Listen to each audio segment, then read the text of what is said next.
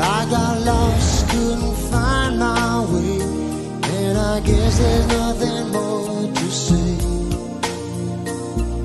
Love can make you blind, make you act so strange, but I'm here, and here I will stay. Il est 21h, c'est l'heure de suivre votre émission hebdomadaire Question pour un citoyen pour répondre aux questions d'actualité. Je ne cesse de le dire, Question pour un citoyen, c'est une émission qui donne l'opportunité à tout Congolais qui milite pour l'émergence de ce pays de pouvoir s'exprimer librement par rapport à un sujet donné. Pour ce soir, nous avons le plaisir de recevoir un habitué des Questions pour un citoyen, mais ces derniers temps, il a séché l'émission, il ne répond plus aux invitations. Aujourd'hui, il est là, c'est bien, ça nous fait plaisir. C'est Dr Noël Tchani Mouadian Vita, ancien candidat à la présidence de la République pour l'année 2018, banquier et économiste international. Avec mon invité, sans tergiverser, nous allons parler de sujets qui défrayent la chronique. Bonsoir. Bonsoir, merci de me recevoir à RTCE. Voilà, merci d'avoir cette fois-ci répondu à notre invitation. Docteur, ça fait un bail. On ne vous voit plus, mais on parle de vous sur les réseaux sociaux. Docteur Noël Tchani, gouverneur de la Banque centrale. Docteur Noël Tchani, pressenti ministre, ainsi de suite. Docteur Noël Tchani, maintenant il est devenu sportif. Tout ça, qu'est-ce que vous ressentez? Quel est votre sentiment par rapport à tout ce qui se raconte ces derniers temps sur vous? Oui, je voudrais tout d'abord vous remercier de me recevoir donc à la RTCE. C'est ma télévision, la télévision catholique Elikia. Je voudrais tout d'abord dire merci au cardinal Fridolin Ambongo qui m'avait reçu tout récemment. Je voudrais lui dire bonjour et je voudrais surtout le remercier d'avoir donné une recommandation pour que je sois retenu comme professeur d'économie monétaire, des banques, des finances, mais également des assurances à l'Université catholique du Congo. Je suis très reconnaissant à son égard pour cela. Mais il l'a fait parce que je suis catholique. Et ils ont dû vérifier avec mon église ici, le Sacré-Cœur. Je voudrais aussi dire merci à monsieur le curé de la paroisse le Sacré-Cœur, à monsieur Crispin Bala, qui avait aussi fait une recommandation donc, dans ce sens-là. Donc, catholique que je suis fier de mon église et je suis fier que mon église m'ait recommandé pour que je sois professeur dans cette université. Maintenant, il y a beaucoup de choses qui se racontent sur les réseaux sociaux sur moi. Quand il fallait désigner le Premier ministre, j'ai vu qu'ils avaient, les internautes, s'étaient emballés en disant que je devais être Premier ministre. Par la suite, ils parlaient de moi comme gouverneur de la Banque centrale du Congo. Et après cela, ils ont même affirmé que j'étais nommé directeur général en charge de politique monétaire.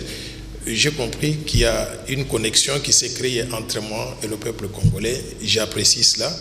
Mais je voudrais juste clarifier certaines choses. Le Premier ministre, nous en avons un maintenant. Il faudrait, je le salue d'ailleurs, il faudrait que tout le peuple congolais le soutienne pour qu'il puisse réussir dans sa mission transformatrice de notre société. Et tout le soutien que nous pouvons lui donner, on est prêt à pouvoir donc le faire. Maintenant, en ce qui concerne la position de directeur général des politiques monétaires, je voudrais que les gens comprennent comment la Banque centrale du Congo est structurée. La banque elle est dirigée par un gouverneur qui est assisté, d'après l'ancienne loi, d'un vice-gouverneur et d'après la nouvelle loi, il sera assisté de 2 vice-gouverneurs. En dessous de ces 2 vice-gouverneurs, il y a 2 directeurs généraux, l'un en charge de politique monétaire et l'autre en charge de l'administration. Donc, le poste de directeur général de politique monétaire, c'est un directeur parmi tant d'autres. Il est nommé par le gouverneur de la Banque centrale. Ce n'est pas un poste nominatif qui vient du président de la République. Je ne suis pas membre de la Banque centrale du Congo aujourd'hui, donc je ne peux pas être considéré comme un directeur général en charge de politique monétaire parce que je ne crois pas que le gouverneur actuel puisse penser un seul instant, mais demander d'être son directeur. Donc, je remercie les internautes, mais qui ont fait la confusion entre un gouverneur qui dirige la banque et un directeur général. Dans une banque commerciale, le directeur général dirige la banque commerciale. Je ne suis pas dans ce cas de figure-là. S'il est fait appel à moi un jour, ce sera pour être gouverneur de la Banque centrale. Mais pour l'instant, on n'en est pas encore là. Bon, voyons voir, comme il y a les rumeurs, il faut croire aux rumeurs. Espérons que vous ne manquerez pas d'occuper quelconque poste parmi le poste cité par les internautes. Docteur Noé Tchani, auteur du plan Maréchal pour la reconstruction et le développement de la République démocratique du Congo, on vous voit maintenant exercer les sports et pas n'importe quelle discipline, la karaté, dont là maintenant on ne comprend plus rien. Qu'est-ce que vous êtes devenu? Quel est le sentiment qui vous anime ces derniers temps? Vous savez, quand j'étais petit, au niveau de l'école secondaire, je jouais au football. J'étais un très bon numéro 9. Et si j'avais continué, je pouvais être aussi bon que Trésor Mputu. Malheureusement, j'ai été orienté vers les études et j'ai dû négliger donc le côté sportif. Mais il s'est fait qu'il y a 2 semaines, j'ai été contacté par un club de karaté qui est dirigé par Maître Mike Mutudi, un excellent compatriote qui anime les sports pour les jeunes, qui les entraîne. Et j'ai été appelé à venir m'entraîner donc avec eux dans le centre donc à Lemba, où j'ai rencontré aussi le bourgmestre de la ville de Lemba. J'avais pris part à cette activité non seulement habillé en tenue de karatéka, mais aussi je me suis entraîné avec les jeunes pour la simple raison que je pense que le sport permet à nos jeunes de ne pas se retrouver dans les rues en train de faire des antivaleurs que nous reprochons tous les jours à notre société. Par exemple, quand un jeune sort de l'école, s'il va faire le karaté ou un autre sport comme la boxe, comme le football, le judo ou le handball ou bien le basketball, ce temps-là qu'il passe sur le terrain, ça le distrait, ça lui enlève l'idée d'aller faire donc des crimes dans la rue. Donc je soutiens les activités sportives pour la jeunesse. 2, nous pouvons développer des centres. Vous n'avez pas de la préférence pour le football qui est le sport roi? Vous avez jugé bon du karaté? Non, il s'est fait juste que la semaine dernière, j'étais invité par les karatékas. Okay. Nous sommes en train de planifier pour que j'aille jouer au football avec d'autres jeunes aussi, ou même faire le basketball. Donc, vous allez me voir beaucoup plus actif dans le domaine sportif avec la jeunesse dans les jours qui viennent. Donc, le sport aussi, si on arrive à développer des centres sportifs de qualité dans notre pays, ça peut créer des opportunités pour des gens. Les gens qui travaillent dans les centres de sport, ce sont des professionnels, ça crée de l'emploi. Mais aussi des jeunes gens aussi qui évoluent dans ce domaine-là peuvent devenir des professionnels. C'est comme ça qu'aux États-Unis, on a des gens comme les Michael Tyson. Ici, nous avons ce jeune-là, Makaku, Ilunga Makaku, je crois, qui est devenu champion du monde donc, de boxe. Je voudrais que le gouvernement, non seulement au niveau de la commune, mais également au niveau des provinces, au niveau national, que nous puissions donner donc du tonus, du soutien à ceux qui se lancent dans ces activités-là. Pourquoi? Parce que c'est bon pour notre pays, ça crée des opportunités pour les jeunes et surtout, ça lutte contre les antivaleurs que nous reprochons donc à notre société. Voilà, merci. Parlons de l'actualité. Ce lundi 22 février 2021, l'ambassadeur d'Italie RDC a été tué dans une embuscade tendue contre le convoi du programme mondial d'alimentation. Dans quel état d'âme avez-vous appris cette nouvelle? J'étais choqué, attristé de voir que cela arrive. J'ai pensé à ma propre vie. J'ai été représentant de la Banque mondiale dans certains pays et dans ces pays-là, j'allais parfois en brousse aller visiter des projets sur le terrain. Et souvent, ce sont des pays où il y a un peu d'insécurité, d'instabilité. Ça peut arriver à n'importe qui. Donc, je voudrais d'abord présenter toutes mes condoléances à la famille de ce diplomate italien qui est mort dans notre pays. Mais au-delà de cela, je voudrais aussi présenter des condoléances aux familles des Congolais, non seulement qui sont morts avec lui. Oui, j'arrive. Je voudrais présenter des condoléances donc, non seulement aux Congolais qui étaient avec lui, l'ambassadeur italien donc, dans le même convoi, mais aussi à tous les Congolais, à toutes les familles des Congolais qui sont tués tous les jours à l'est de la République.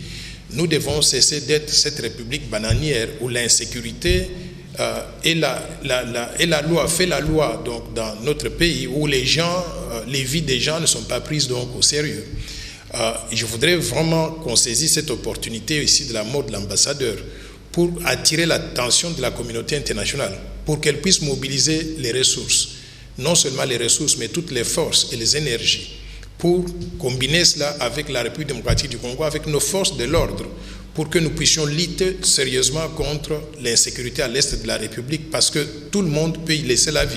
Non seulement des Congolais, comme ça a toujours été le cas, mais également des ambassadeurs qui sont venus dans notre pays pour travailler avec notre gouvernement et nous aider à nous développer. Donc je présente sincèrement mes condoléances non seulement à la famille de l'ambassadeur, mais à la République d'Italie, parce que quand il y a l'un d'eux qui est affecté, je pense que c'est tout le pays qui est en émoi. C'est pas beau quand ça arrive à un corps diplomatique. Quand ça arrive à un corps diplomatique, j'imagine les titres des grands journaux du monde demain, à Paris, à Bruxelles, à Washington, à New York, à Singapour, partout.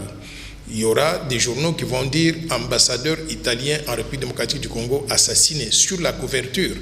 Ça lance un message que sur l'ensemble du territoire congolais, il y a de l'insécurité. Par conséquent, secteur privé, il ne faut pas y aller. Mais je voudrais donc relativiser les choses. C'est un cas qui est arrivé et nous regrettons cela.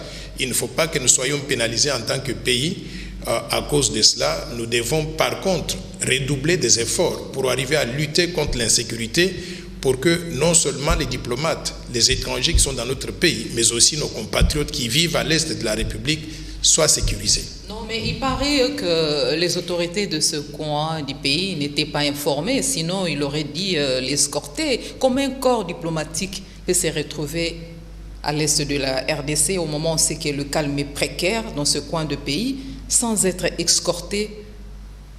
Vraiment, c'est pas beau comme réputation. Vous savez, quand il y a un accident qui arrive, les gens peuvent interpréter dans le sens. Mais je voudrais vous dire que tout récemment, moi, Seth Kikouni, Marie-Josée Ifoko, nous avions rencontré la représentante de la MONUSCO, Madame Leila Zerouiki, et nous lui demandions à l'époque de nous sécuriser pour que nous puissions faire le tour de l'Est de la République. Et moi, j'allais tenir des conférences pour présenter notre vision de développement dans des grandes universités à l'Est de la République, en commençant par l'ancienne province orientale, pour descendre vers le Kivu et pourquoi pas aboutir donc au Katanga. Madame Zerouiki nous avait dit, attention, vous pouvez penser que la MONUSCO est présente, elle est présente certainement, on peut vous donner des gens pour pouvoir vous sécuriser, mais ce n'est pas assez. Donc à tout moment, quelque chose peut arriver donc à quelqu'un. Elle nous avait déconseillé de pouvoir faire ce voyage-là et nous avions accepté. Un ambassadeur peut aussi partir pensant qu'il est sécurisé parce qu'il était dans le convoi du programme alimentaire mondial. Quand on a quelques personnes qui ont des armes, vous pouvez penser que vous êtes plus fort que les gens là-bas. Mais les rebelles, on ne sait pas d'où ils sortent, où ils se cachent et quand est-ce qu'ils vont tirer. Donc ça peut arriver donc à tout le monde. Au lieu de condamner l'ambassadeur ou de dire que les autorités locales n'étaient pas averties, je pense simplement que nous devons déplorer l'incident et prendre des mesures préventives pour l'avenir. Par rapport à cet irréparable, vous pensez que la RDC aura un prix à payer? Ça risque de coûter au pays, il y aura des répercussions négatives? Bon, la répercussion négative que je vois, c'est la réputation de notre pays en tant qu'un endroit où il règne l'insécurité pour tout le monde, pour les Congolais, mais également pour les diplomates étrangers. Ça, c'est la réputation, le risque réputationnel, si je peux dire. Mais maintenant, est-ce qu'on peut condamner donc la RDC? Au point de vue de la réputation, oui, mais c'est à nous maintenant, Congolais, de pouvoir vendre l'image du Congo que c'est un acte isolé et qu'il y a des mesures préventives qui sont prises par les autorités en conjonction, par exemple avec la communauté internationale, pour que ce genre d'incident ne puisse pas se reproduire. Donc c'est un travail de longue haleine, mais sur le coup, je peux dire que la réputation a pris un coup. Voilà, le message est passé. Mais entre autres missions du gouvernement qui est en gestation, c'est la sécurisation de la partie est de la RDC et régler l'affaire Katakatanga. Oui, la sécurisation de la partie est de la RDC ou de tout le territoire congolais d'ailleurs doit être la priorité numéro 1 de notre gouvernement. Et j'ai toujours dit dans le cadre du plan Marshall de Noël Tchani pour la reconstruction et le développement de la RDC, dont je suis l'auteur, j'ai toujours dit que nous devons restructurer l'armée, la police, les services de sécurité, recruter de nouveaux éléments pour avoir un nombre suffisant d'hommes et de femmes en uniforme, les équiper correctement, les payer, les rémunérer correctement. Et j'avais proposé un salaire minimum garanti d'au moins $1000 par mois, payable non seulement aux militaires, aux policiers, aux services de sécurité, mais également à tous les fonctionnaires congolais. Il inclut les enseignants, les professeurs, il inclut le personnel donc de santé, pour que les gens puissent avoir un moyen pour vivre correctement. Et je sais que c'est délicat de pouvoir trouver de l'argent pour payer tout le monde sur l'ensemble du territoire national au salaire minimum garanti. Mais j'ai toujours dit aussi que nous sommes un grand pays avec beaucoup de ressources. si nous sommes sérieux dans la lutte contre la corruption, la prédation des ressources naturelles et le détournement des fonds publics, nous allons mobiliser cet argent-là qu'on peut utiliser pour payer les gens. Donc, si on fait ces choses, je pense que nous allons créer des conditions de revenir l'Est de la République démocratique du Congo, mais également l'ensemble du territoire national aux conditions de paix et de sécurité. Maintenant, en ce qui concerne les miliciens Bagatakatanga, j'étais très triste lorsque j'ai vu que dans une église où il y avait le pasteur Mulunda, Ngoï Mulunda, il y avait des gens qui tenaient des pancartes de Bagatakatanga. Et j'étais aussi très heureux de voir que les autorités politiques, publiques, la justice s'est saisie du dossier. On a amené Ngoï Mulunda au tribunal, on l'a jugé, on l'a condamné, on l'a mis en prison. Je continue à penser que 3 ans pour quelqu'un qui prône la sécession ou la division donc, de la RDC, ce n'est pas assez. On pouvait faire beaucoup mieux que ça, mais ce qui est fait est fait. Je voudrais encore une fois de plus donc, dire que les autorités politiques et judiciaires doivent traiter des questions de séparatisme, de déstabilisation de l'unité nationale avec beaucoup de sérieux. Et quand on a un cas, il faut traiter ce cas-là de façon exemplaire pour que d'autres personnes sachent que si vous allez vers ce chemin-là, vous vous exposez donc à des poursuites judiciaires et à des peines de prison qui peuvent vous prendre donc plusieurs années, vous n'allez plus jamais sortir donc de la prison.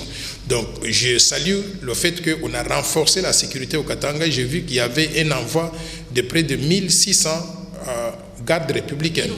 1800 gardes républicains.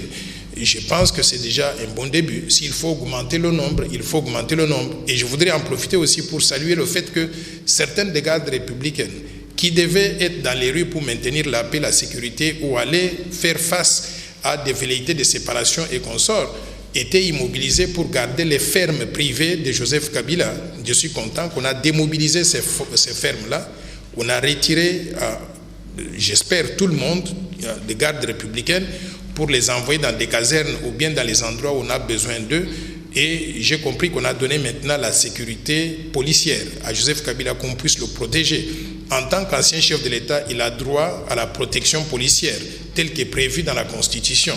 Mais je ne suis pas d'accord qu'on doit mobiliser tout le trésor public pour payer pour la protection de Joseph Kabila, parce que nous avons d'autres priorités pour créer des emplois pour les gens, mettre en œuvre des projets de développement pour bien payer les policiers. Vous allez continuer, s'il vous plaît. Pour la station du Katanga, il s'agit d'un régime organique commando de la garde républicaine, donc de centaines de militaires venus de Kinshasa. Ils seront en appui aux unités de Haut-Katanga, particulièrement à Lubumbashi. C'est pour neutraliser les groupes séparatistes. Voilà, parce que vous parlez des chefs de l'État, il est à Dubaï depuis ce matin. Joseph Kabila a été reçu par le prince héritier chargé de la sécurité intérieure de tous les Émirats arabes unis. Voilà. Ça cache quoi? Je ne connais pas ce qu'il est allé faire là-bas, mais je lui souhaite un bon séjour dans les Émirats arabes unis. En tant qu'ancien chef de l'État, c'est ça qu'il devait faire depuis très longtemps. Il devait ne pas interférer dans la politique intérieure de la République démocratique du Congo. Il devait peut-être prendre l'avion, aller se promener en Amérique latine, à Cuba ou dans d'autres pays en Asie et rester en dehors de l'œil public. Je crois que cela est bon pour notre pays. Maintenant, s'il est allé là-bas pour des activités légitimes, de mobiliser peut-être des financements pour certains projets de développement donc en RDC, je voudrais applaudir cela. Certains parlent mais s'il est parti, médical. Bon, c'est un homme comme tous les autres.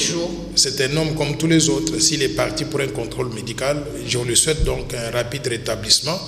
Mais encore une fois de plus, j'ai dit, quand on est chef de l'État, il faut penser à l'avenir. Quand il était chef de l'État, il n'a pas construit un seul hôpital de qualité en République démocratique du Congo. Et quand il tombe malade, il prend l'avion, il va dans les Émirats arabes unis, il laisse tous les autres Congolais qui meurent ici. Et l'hôpital que sa femme a érigé après l'aéroport international d'Indjili.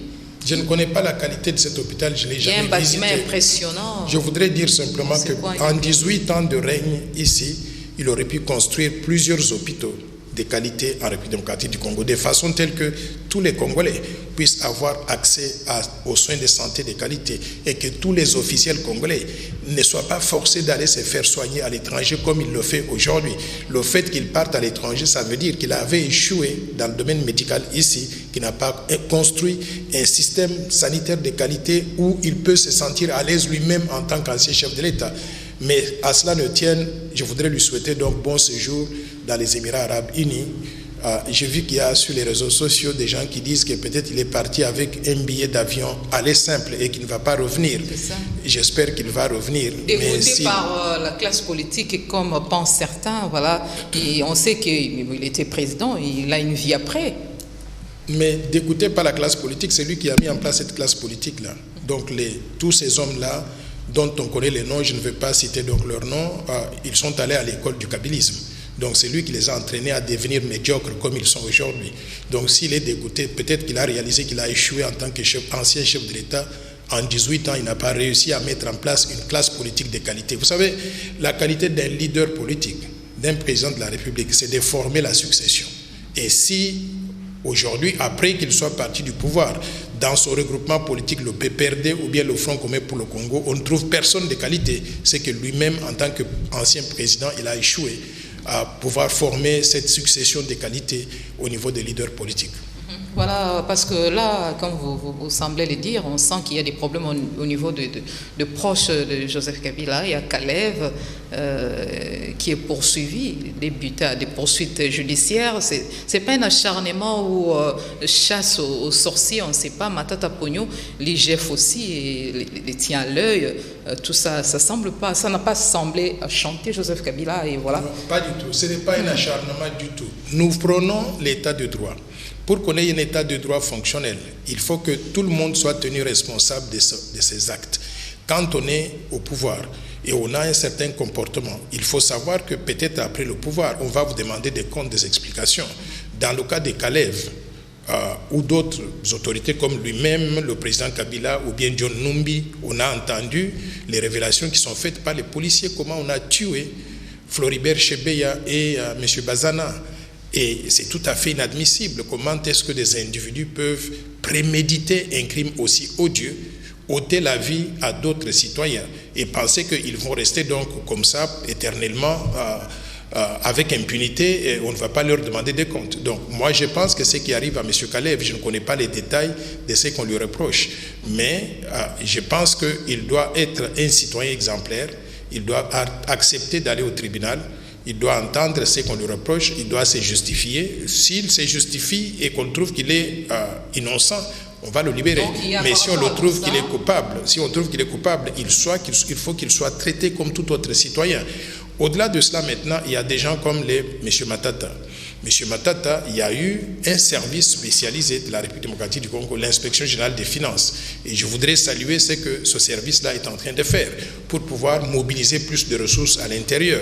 Si l'inspection générale des finances a regardé des projets tels que Bukangalonzo ou la construction de bâtiments intelligents, comme on l'appelle, ou d'autres choses, d'autres projets où Matata a engagé beaucoup de ressources publiques et à la fin, on trouve qu'il n'y a pas eu donc de résultats. De la place, Matata clamait son innocence. Là aussi, on sent l'acharnement. Pourquoi? Parce que si je prends l'exemple du comité de riposte de la pandémie Covid-19 en RDC, il y a à boire et à manger, mais comment l'IGF semble fermer les yeux en vouloir à Matata Pogno. Je ne vais pas parler d'autres services de Covid et consorts. Nous parlons du cas de Matata Pogno. S'il pense qu'il est innocent, il doit être le premier qui doit être pressé pour aller devant les juges, pour clamer son innocence, qu'on lui pose des questions et qu'il se justifie, et qu'il soit lavé de tout soupçon. Mais clamer son innocence dans une chaîne de télévision et faire tout pour éviter de passer devant les juges, je pense que ce n'est pas ça l'innocence. Mais en plus de cela, je trouve qu'en tant qu'ancien Premier ministre, M. Matata est en train de distraire l'opinion publique. Il a payé des journalistes pour aller faire des investigations et venir clamer qu'il est innocent. Ce n'est pas le travail d'un journaliste de pouvoir trouver que quelqu'un est innocent ou bien coupable. Donc, je conseille à M. Matata, volontairement lui-même, de pouvoir de pouvoir remettre son immunité parlementaire et se mettre à la disposition de la justice et de comparaître devant les juges, d'entendre ce qu'on lui reproche, de donner des explications et à la fin, il va être nettoyé ou bien il va être condamné. Mais faire du bruit à la télévision en dehors... Ça sent un acharnement à l'égard des Kabilistes. Je ne crois pas que ce soit un acharnement. Comment voulez-vous donc parler d'un état de droit Et chaque fois qu'il y a un cas de détournement des fonds publics, de mauvais comportement, dès qu'on essaye d'amener la personne au tribunal, on dit qu'il y a acharnement. Mais quand est-ce qu'on pourra parler donc de tenir tout le monde responsable? Non, mais depuis que le chef de l'État est là, on n'a pas vu un proche de lui être interpellé par la justice. C'est là où les bas blessent. On a vu Vital Kamerhe, qui était proche, un associé donc avec le président. Ils sont associés. Ok? Et j'ai vu Vital Kamerhe arrêté, jugé, condamné, mis en prison. Et c'était un allié du chef de l'État. Quel bel exemple on peut donner en utilisant donc le cas de Vital Kamerhe. Il n'est pas de l'UDPS, de l'UNC. Mais il est membre du CACH. Il est membre du CACH. Ils sont allés ensemble, ils ont conquis le pouvoir ensemble. Donc, je peux dire qu'en utilisant cet exemple-là, il faut que les gens du FCC ne puissent pas crier à l'acharnement. Quand est-ce qu'on a pris tout le monde du FCC pour l'amener au tribunal? Non.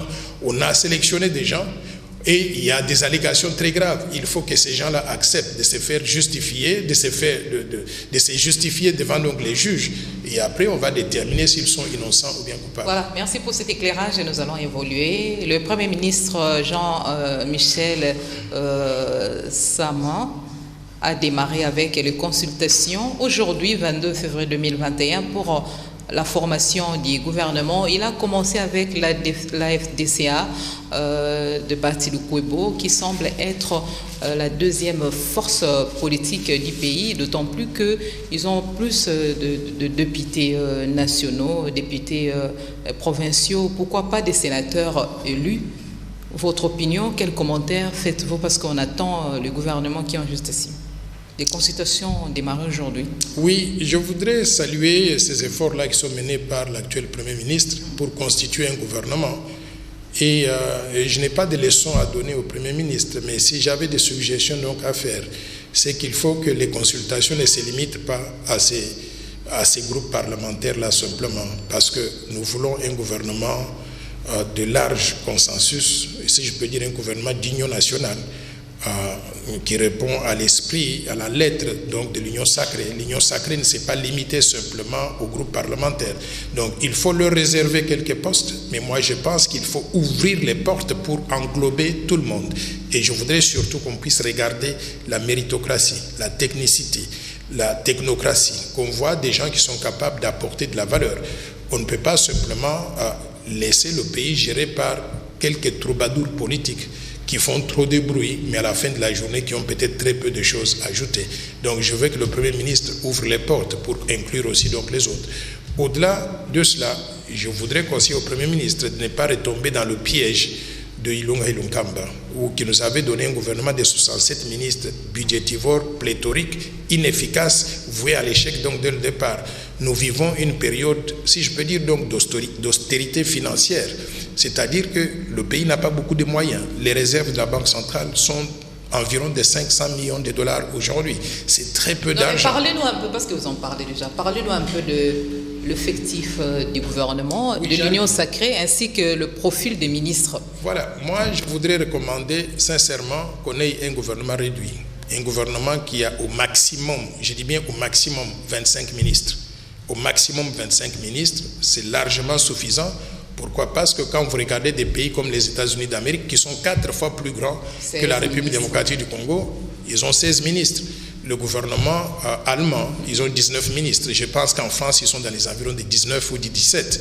Donc, nous ne sommes pas le seul pays sur la planète. Regardons les exemples des autres et suivons cela. Je pense qu'on peut regrouper des ministères, avoir un gouvernement de pas plus de 25 ministres et faire marcher le Congo donc normalement, correctement. Ça, c'est la première chose. Maintenant, en ce qui concerne le profil donc, de qui doit être un ministre, personnellement, je voudrais que dans chaque domaine, qu'on prenne un expert de ce domaine-là. Un expert, c'est-à-dire un technocrate. Quelqu'un qui, vous le mettez dans un ministère, à la minute là, il a une idée de la vision qu'il faut réaliser dans ce ministère, des objectifs à réaliser, mais cette vision qui cadre bien avec celle du chef de l'État, qui donne de grandes orientations, mais qui peut être mise en œuvre par des ministres donc, au niveau sectoriel. Donc, je veux qu'on réduise la taille du ministère, le nombre de ministres. Je veux qu'on puisse sélectionner donc les meilleurs, et les meilleurs là, en mettant l'accent surtout sur la technicité, sur l'expertise, et qu'on sorte donc de ces histoires de dire que tel groupe, ils ont tel poids politique. On peut avoir tel poids politique et ne rien avoir dans la tête. Je veux qu'on combine et le poids politique, mais également ceux qui ont quelque chose dans la tête à apporter. Je crois que ce pays ne pourra être développé que si on a cette combinaison-là. On peut aussi se référer au renouvellement de la classe politique. Je tiens à ce que nous puissions renouveler la classe politique. Vous savez, une société est vouée à l'échec si on reprend les mêmes et on recommence à zéro. Et surtout lorsque les mêmes en question ont prouvé leur incompétence donc dans le passé. Regardons aujourd'hui l'état dans lequel se trouve la République démocratique du Congo. Nous sommes l'un des pays les plus pauvres du monde malgré l'abondance des ressources naturelles. Nous avons moins de 10% de la population ayant accès à l'eau potable, à l'électricité, aux services de télécommunications. Nous n'avons pas d'infrastructure donc de base. Renouvellement ou rajeunissement de la classe politique? Moi, je dirais renouvellement de la classe politique. Pourquoi? Parce qu'il y a des gens, il faut qu'il y ait une combinaison de deux. Des gens mûrs, avancés certainement donc en âge, mais qui n'ont jamais été mêlés à la mauvaise gouvernance du passé. Et maintenant, ces gens-là qui n'ont jamais occupé des postes politiques de premier plan dans ce pays, il faut leur donner la chance. Un coup d'œil à la jeunesse montante. Oui, c'est pour ça que je dis renouvellement. Renouvellement, c'est-à-dire quel que soit l'âge. On peut être jeune, on peut être en âge moyen, en âge avancé, mais si on n'a pas été mêlé à la mauvaise gouvernance du passé et qu'on n'a pas incarné les antivaleurs que nous reprochons donc à notre société, je pense qu'on pourrait en ce moment-là être considéré pour faire partie de la prochaine donc, équipe. Et quand je parle de l'équipe, je ne vois pas simplement le gouvernement, je vois l'exécutif, je parle aussi des entreprises publiques, les mandataires de l'État comme on dit, je regarde aussi les ambassades. Nous devons nommer des ambassadeurs et nommer des gens, des conseillers au niveau des ambassades.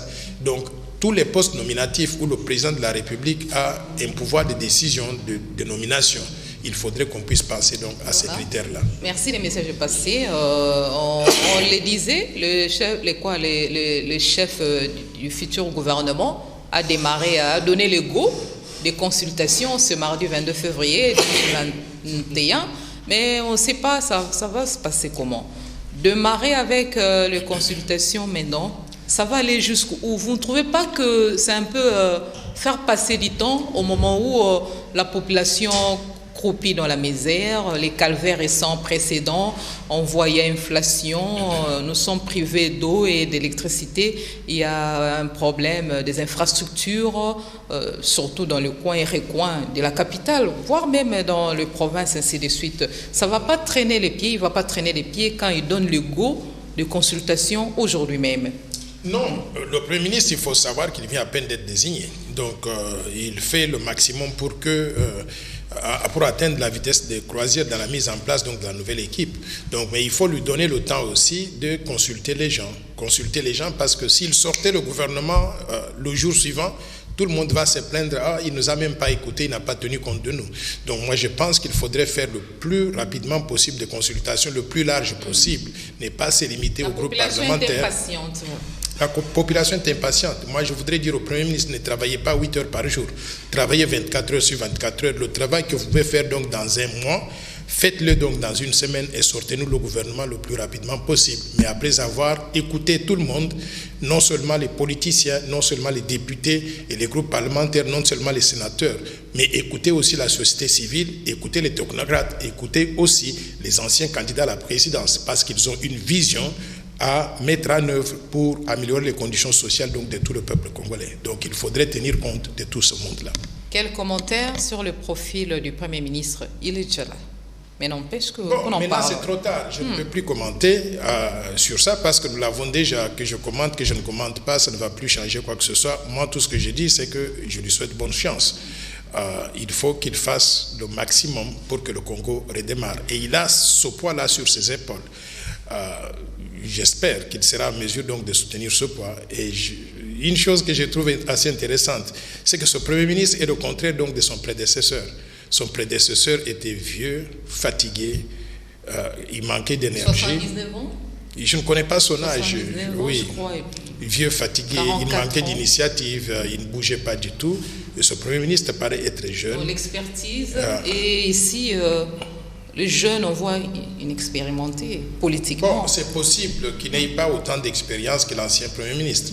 Mais l'ancien Premier ministre a montré que son expérience ne nous a servi donc à rien.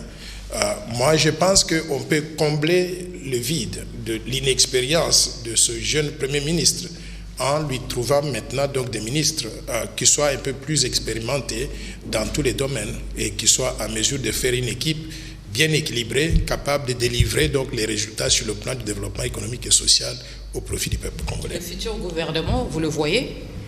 Le futur gouvernement. Le futur gouvernement, c'est ce que je dis. Je vois bien le Premier ministre, mais entouré des gens de calibre, qui connaissent de quoi ils parlent, qui ont de l'expérience de développer les pays, de monter des projets, des programmes de développement et de les mettre en œuvre. Parce qu'à la fin de la journée, ce Premier ministre sera jugé, vous savez quoi, pas par son âge. Il sera jugé par les résultats qu'il va délivrer. Et ces résultats-là, nous allons examiner secteur par secteur.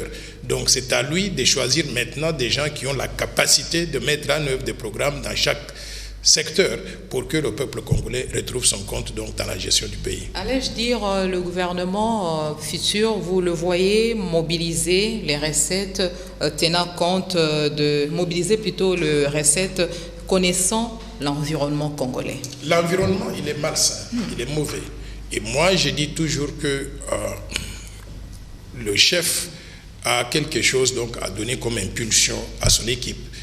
Si le chef vient avec l'idée de lutter contre les antivaleurs et en faisant jouer donc la justice, en amenant au tribunal tous ceux, sans parler d'acharnement et consorts. Et je sais qu'il a été donc avec Kabila, il a été donc dans le camp donc du FCC ou du PPRD. Mais si on trouve qu'il y a ces gens-là qui ont pris le Congo en otage, qui ont des exonérations fiscales, des exonérations douanières, qui ne payent pas leurs impôts et qu'on estime qu'il faut les amener au tribunal, il faut que le Premier ministre ferme les yeux sur qui est qui, qu'on amène tout le monde devant la barre, qu'on juge cette personne-là, qu'on récupère l'argent au profit du trésor public. Si on le fait avec un individu, un deuxième, un troisième, à la fin de la journée, je suis convaincu que nous allons mobiliser beaucoup plus de ressources que ce que nous avons aujourd'hui, parce que c'est ça qui va déterminer la capacité du gouvernement à réussir dans le domaine. Vous êtes en train de répondre à la question que faire pour réussir la mobilisation de recettes? Il faut être strict avec le fonctionnement de la justice. Il faut que tous les services mobilisateurs de recettes soient tenus à des objectifs bien précis et que les animateurs de ces services-là soient tenus responsables donc, de leurs performances et de leurs actes.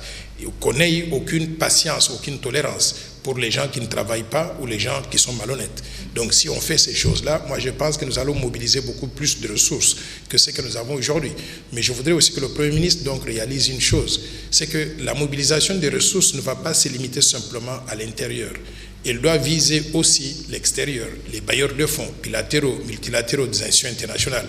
Il faut qu'il aligne des gens capables de séduire ces institutions-là pour que le Congo puisse mobiliser plus de ressources que ce que nous avons connu dans le passé. La gestion opaque, la gestion calamiteuse gangrène la société congolaise, surtout au niveau des entreprises publiques. Le chef du gouvernement a du pain sur la planche. Moi, je dirais qu'il ne faut avoir aucune pitié. Dans le portefeuille de l'État, aucune entreprise ne semble... J'ai regardé la structure du budget, les recettes publiques, mais également les dépenses publiques. Et je n'ai pas vu, j'ai vu simplement que toutes les recettes que nous avons proviennent de la DGDA, de la DGDI, et je ne vois aucune entreprise du portefeuille payer des dividendes à l'État. À quoi ça sert donc de garder des canards boiteux qui coûtent cher à l'État plutôt que de rapporter quoi que ce soit à l'État? Pour cela, je crois que le chef de l'État et le Premier ministre sont bien conseillés d'être rigoureux. C'est-à-dire, vous êtes là depuis un certain temps, vous ne donnez pas des résultats qu'il faut, on vous met à la porte. Je donne un exemple. Ce n'est pas normal que ces derniers temps, nous avons des coupures d'électricité toutes les 10-15 minutes. Non seulement à la Gombe, mais le reste de la République se trouve donc dans l'obscurité. Moi, si j'étais chef de l'État, je ferais ceci. Je dirais donc à la SNEL que si simplement il y a une coupure d'électricité pendant 1 seconde à partir donc de 3 mois à partir de maintenant, là, vous êtes dehors. Tout le conseil d'administration, toute la direction générale donc de cette société sera mise donc à la porte. Quand vous allez leur donner cet ultimatum-là, je pense qu'ils vont fonctionner différemment. La même chose pour la régie des eaux, la même chose pour les autres services donc publics. Il faut que les gens soient tenus responsables de leurs actes. Si on fait cela, eh bien, vous allez voir que les gens vont se comporter d'une façon très différente. La lutte contre la corruption devrait aussi être appliquée par le nouveau gouvernement? Oui, la lutte contre la corruption, le chef de l'État l'a lancé depuis très longtemps. On a vu le procès Caméré. Sans succès, nous avons Caméré aujourd'hui qui se trouve dans les geôles des prisons. D'autres ont été blanchis, ils ont bénéficié de la grâce présidentielle. Oui, je ne suis pas d'accord qu'on ait... je ne sais pas s'il faut blanchir ou bien si on les a laissés sortir frauduleusement. Je ne connais pas à quel niveau se trouve le problème. Mais je voudrais dire ceci au chef de l'État. Pour la crédibilité de tout ce que vous faites, il faut que ces 2 directeurs généraux qui ont bénéficié de la grâce présidentielle de façon illégale soient retournés en prison, quelles que soient les conditions. Parce que si on ne le fait pas, je vais vous dire qu'on a on a un problème de crédibilité à justifier les actions que vous êtes en train de mener dans la lutte contre la corruption. Donc, s'il vous plaît, remettez ces gens-là en prison. Et j'espère qu'on attend qu'il y ait un nouveau ministre de la Justice. Quand il y a un nouveau ministre de la Justice, il pourra signer notre décret pour dire, vous ne remplissez pas les critères, retournez à Makala et ça va se faire. Voilà, le message est passé. Merci pour cet éclairage. Nous allons évoluer. Félix Tshisekedi à la tête de l'Union africaine, une opportunité pour la République démocratique du Congo? Oui, je crois que c'est une... D'abord, je voudrais rappeler à nos compatriotes que ça fait plusieurs années que la RDC n'a pas joué un rôle de premier plan au niveau de l'Union africaine. Et le fait qu'aujourd'hui la RDC soit présidente de l'Union africaine nous donne plusieurs avantages. D'abord, vous savez, quand on est chef, on donne son agenda et les autres suivent. Et nous sommes aujourd'hui donc les leaders en Afrique et nous devons être contents de jouer ce rôle-là. 2, partout où il y aura des forats internationaux, par exemple les conférences de Davos ou des grandes conférences où il y a tous les leaders donc, du monde libre qui vont se réunir là-bas, nous allons partir pour représenter donc l'Afrique. Quel privilège, parce que partout où nous allons aller pour représenter donc l'Afrique, nous allons amener aussi l'agenda de la République démocratique du Congo à mettre sur la table, à défendre devant tous les grands leaders donc, du monde. Donc je considère que la présidence de l'Union africaine par la RDC, c'est une opportunité pour nous et pour le peuple congolais de pouvoir jaillir à travers le monde et de montrer de quoi nous sommes capables, non seulement aux Africains, mais au reste du monde aussi, et de défendre l'agenda qui met en avant les intérêts du peuple congolais. Mais il y a l'opposant Martin Fayulu qui pense que le chef de l'État devait fustiger cette offre, d'autant plus que ce n'est pas du tout bénéfique. L'Union africaine, c'est un regroupement de putschistes. Mais je pensais que Martin Fayulu disait qu'il était le président élu. Donc il reconnaît maintenant Félix-Antoine Tshisekedi comme président et lui demande ce qu'il doit faire. Donc moi je pense qu'il faut qu'il choisisse le langage qui est correct. Quand on est congolais et on a des divergences à l'intérieur du Congo, il faut savoir se dépasser pour qu'on puisse mettre sur la table l'intérêt du peuple congolais et de la République démocratique du Congo. On ne doit pas tout le temps amener ces petites querelles-là sur la place publique. Le linge sale se lave en famille et je crois que ce linge sale-là, si on avait la volonté, on l'aurait déjà lavé pour que nous puissions maintenant parler d'une seule voix, regarder en avant en tant que République démocratique du Congo et trouver que la présidence, la RDC au niveau de l'Union africaine, c'est une bonne chose pour nous tous Congolais. Martin Fayulu a martelé, Félix-Antoine Tshisekedi doit arrêter de violer la Constitution au quotidien. Je ne sais pas à quoi il fait allusion, mais je voudrais aussi lui rappeler que les lois de la République doivent être respectées par tout le monde. Le président de la République, tous les citoyens congolais doivent respecter les lois de la République et dans les lois de la République, la Constitution de la République, il est dit ceci: les élections dans notre pays sont organisées par la CENI et une fois qu'on a proclamé les résultats, ces résultats doivent être confirmés par la Cour constitutionnelle. Et une fois qu'on a confirmé les résultats au niveau de la Cour constitutionnelle, la même Constitution donc dit qu'il faut que tout le monde s'incline. C'est dans ce cadre-là que moi, Noël Tchani, j'ai concédé la défaite à l'égard de Félix-Antoine Tshisekedi. Pour parler, pour être un peu vulgaire, si la Constitution était une femme, la manière dont elle est violée, elle allait déjà aller voir vite, le plus vite possible, le docteur Mukwege. Je pense oui, mais je pense oui si elle est violée. Mais je voudrais qu'on me dise à quel niveau elle est violée. Mais je suis en train de vous montrer aussi que nous violons la Constitution quand nous ne faisons pas ce que la Constitution nous demande de faire. La Constitution demande que tous les candidats à la présidence, une fois qu'on a proclamé l'un d'entre eux gagnant et que ces résultats sont confirmés par la Cour constitutionnelle, tout le monde doit s'incliner. À partir de ce moment-là, Noël Tchani et tous les autres 20 candidats, y inclut Martin Fayulu, nous devons nous incliner pour reconnaître la victoire de Félix Antoine Tshisekedi, l'appuyer maintenant pour qu'il gère le pays au profit de tous, et ceux qui veulent, ils n'ont qu'à se préparer à être candidats donc dans les élections futures. Mais tourner en rond, répéter les mêmes choses à longueur de journée ne nous avance pas. Clair comme l'eau de la source, clair comme dans un livre d'images plutôt, nous tendons vers la chute de notre émission. Un message particulier. Un message particulier, je voudrais souhaiter donc une bonne rentrée aux élèves. Voilà, on n'a pas parlé. Voilà. Les élèves sont rentrés à l'école. On a parler de la reprise des cours, l'effectivité de la rentrée scolaire, c'est lundi. Merci. Oui, je voudrais souhaiter donc une bonne rentrée aux élèves, aux étudiants. Les études sont importantes donc pour notre pays, pour chacun de nous. Je veux que les étudiants les prennent au sérieux. J'ai visité ce matin l'Institut de la Gombe 1 et je voudrais saluer le préfet des études, Madame Françoise Tchela, qui m'a accueilli là-bas. Et j'ai vu que c'est une école de qualité. Il y a tout plein d'écoles sur l'ensemble du territoire national.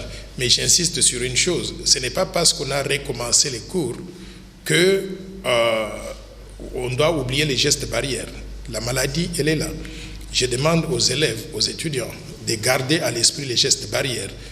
Portez les masques tout le temps. C'est inconfortable, mais vous n'avez pas de choix. Mais au-delà de cela aussi, lavez-vous les mains régulièrement. Gardez une distance suffisante lorsque vous parlez avec les autres. Vous ne trouvez pas que le calendrier académique et scolaire est perturbé, les programmes de cours également? Comment s'en sortir, voilà tout ça? Le calendrier est perturbé. J'ai compris qu'au lieu de clôturer l'année scolaire au mois de juillet, on va aller jusqu'au mois de septembre. Donc c'est ça qu'il faut. Nous devons ce sont des conditions qui n'étaient pas prévues avant la pandémie. Nous devons nous adapter donc à ces conditions-là. Donc j'ai fait le tour des écoles de la capitale aujourd'hui, à part l'Institut de la Gombe. Je suis allé donc au Lupio. J'ai regardé donc certaines écoles primaires et j'ai vu que les enfants sont très excités pour pouvoir donc recommencer l'école. Je vous souhaite toutes et à vous tous et à vous toutes, je vous souhaite donc plein succès pendant cette année académique ou année scolaire que nous avons commencé. Voilà, docteur Honoré Tchani, désormais professeur à l'Université catholique du Congo ICC, qui trop embrasse mal les trains, vous en avez trop de responsabilités. J'ai été effectivement au contact avec l'université, j'ai rencontré toutes les autorités et le dossier donc est en cours. Je crois que je devrais être notifié très bientôt pour être professeur là-bas. Et je suis très content en tant que catholique de pouvoir donner, attendez jusqu'à ce que je sois notifié officiellement. Mais entre-temps aussi, le même dossier se trouve donc en cours au niveau de l'université de Kinshasa. Je pourrais être professeur à l'UNIKIN, mais aussi à l'université catholique et je serai très heureux de partager le peu que je connais avec les étudiants. Voilà, c'est la fin de cette émission. Merci de l'avoir suivi, vous les fidèles spectateurs. Pour ceux qui ont pris l'émission en cours, la rediffusion c'est demain mardi à 7h30. Merci à toute l'équipe technique, le fidèle Gino Lumbongo, sans oublier Erwing Mukuna. C'est la fin des questions pour un citoyen de ce soir. Il me reste qu'à vous souhaiter une très belle soirée à tous et à chacun. N'oubliez pas, c'est le carême, bon carême aux fidèles chrétiens catholiques.